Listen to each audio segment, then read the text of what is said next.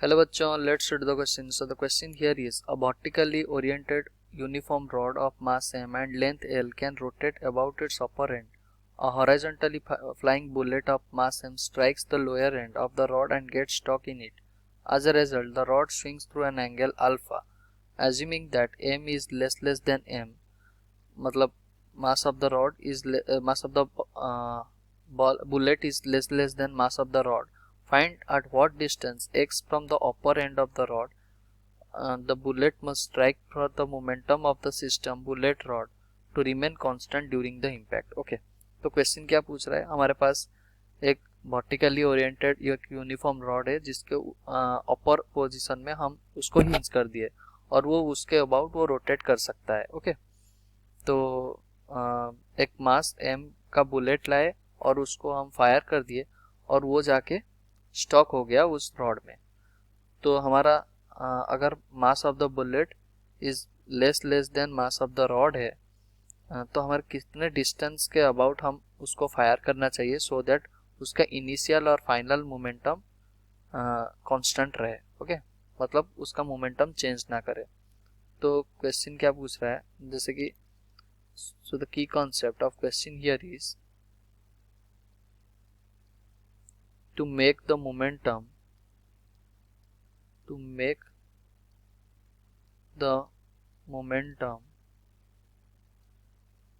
constant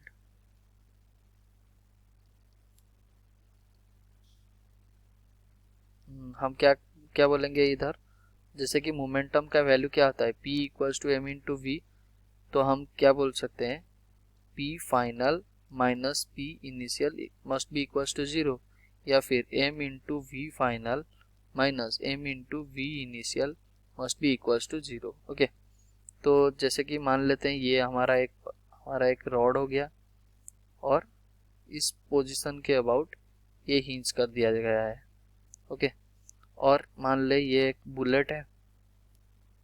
okay, ये जाके यहाँ फायर हो रहा है और ये डिस्टेंस कुछ x है. ओके, तो इसका अगर इनिशियल मोमेंटम हम लिखें, इनिशियल मोमेंटम कितना होगा m इंटू वी, ये क्या है मास ऑफ द बुलेट और v क्या है वेलोसिटी ऑफ द बुलेट, और इसका मास कितना है capital M. Okay, final momentum अगर लिखें, फाइनल मोमेंटम हम क्या लिखेंगे, देखिए जो वेलोसिटी होता है velocity equals to r into omega होता है, पर जो r क्या है radius r is the separation from the point axis of rotation. Okay, तो ये एक्सिस, इसका एक्सिस कहाँ है, यहाँ से पास कर रहा है, तो ये x हो गया क्या r. तो जब वो टकरा रहा है तो उसका फाइनल मोमेंटम क्या हो जाएगा m into omega into m into omega into x. Okay, ये किसके लिए, ये this is for the momentum of the bullet plus momentum of the rod. ये क्या कर रहा है स्टॉक होके रोटेट कर रहे हैं ना, तो मोमेंटम ऑफ द रॉड हम कैसे लिखेंगे m capital M into omega, ये किसके, ये उसका सेंटर मास कहाँ लाई करेगा L/2 पोजीशन में, तो हम क्या लिखेंगे m into omega into L/2. Okay, तो यहाँ से हम ओमेगा और v क्या वैल्यू निकाल लेते हैं. ओके, तो ओमेगा का वैल्यू क्या आ जाएगा इन टर्म्स ऑफ v निकाल लेते हैं. तो कैसे निकालेंगे, एंगुलर यहाँ क्या है, देखिए यहाँ कोई भी एक्सटर्नल टॉर्क अप्लाई नहीं हो रहा है, उसका मतलब हम एंगुलर मोमेंटम हम इसमें कंजर्व कर सकेंगे. तो एंगुलर मोमेंटम अगर कंजर्व कर लेंगे तो इसका इक्वेशन कैसे लिखेंगे, m mass of the bullet into v into x equals to, ये है initial angular momentum plus final angular equals to final angular momentum. Final angular momentum क्या हो जाएगा I इंटू ओमेगा, मतलब moment of inertia due to the rod कितना हो गया ml²/3 plus moment of inertia due to the bullet कितना हो जाएगा m into x² whole into omega. तो यहाँ से हमें क्या पता है कि जो मास ऑफ द बुलेट है वो बहुत रॉड के कंपैरिजन में बहुत छोटा है, उसका मतलब हम इसको ही नेग्लेक्ट कर सकते हैं। तो हमारा जो ओमेगा आएगा, ओमेगा कितना आ जाएगा 3m into v into x upon M L square. Okay, capital M into L square. तो ये क्या आ गया, ये हमारा ओमेगा का वैल्यू आ जाएगा। तो ओमेगा का वैल्यू इसमें पुट कर लेते हैं फाइनल मोमेंटम में।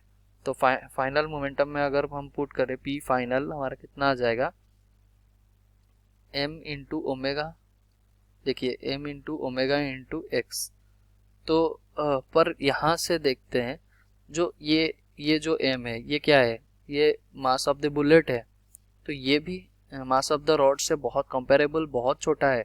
उसका मतलब इस टर्म को हम नेग्लेक्ट कर सकेंगे। ओके, तो बचा क्या, ये वाला कंपोनेंट बचा। तो m into capital M into omega, omega का वैल्यू कितना है 3mvx upon capital M into L square. Okay, तो इंटू एल बाई टू, ये हो गया फाइनल, ये हो गया हमारा क्या फाइनल मोमेंटम। तो फाइनल मोमेंटम क्या 3mvx अपॉन 2l, ये हमारा फाइनल मोमेंटम आ गया। और इनिशियल मोमेंटम कितना था m into v. Okay, initial momentum कितना था m इंटू वी। तो हमें पता है p final minus p initial को हम कितना करना चाहिए, 0 करना चाहिए। इसका मतलब हम क्या बोल सकेंगे p final equals to p initial होना चाहिए। तो हमारा p फाइनल कितना है 3mvx अपॉन 2l, और इनिशियल मोमेंटम कितना है m इंटू वी। तो यहाँ m से m कैंसिल और v से v कैंसिल। ओके, x का वैल्यू कितना आ जाएगा 12 अपॉन 3। तो हमारा जो पॉइंट ऑफ स्ट्राइकिंग कहाँ होना चाहिए, from the axis of rotation, मतलब from the upper end. Okay, वो x का वैल्यू कितना होना चाहिए 12 upon 3 is the correct answer. Hope you understood well, best of luck, thank you.